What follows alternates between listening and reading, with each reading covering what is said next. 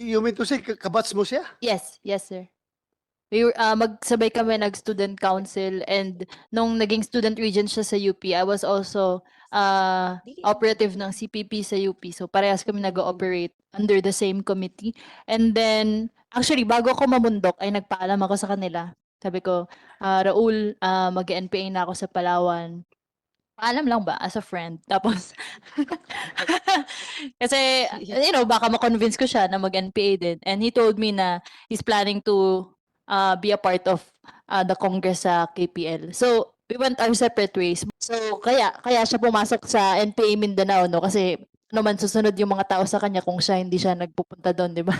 So, the same with me. Kasi leader ako, so I had to go to NPA Mindoro. How can I recruit NPA kung ako nga ayoko, di ba? Siya, umuwi siya eh. Hindi siya nagtuloy mag-NPA. Ako, nagtuloy ako. Pero okay lang naman kung i-deny niya. Kasi yun talaga yung gagawin niya, for sure. Kasi trabaho niya yun at nasa Congress siya.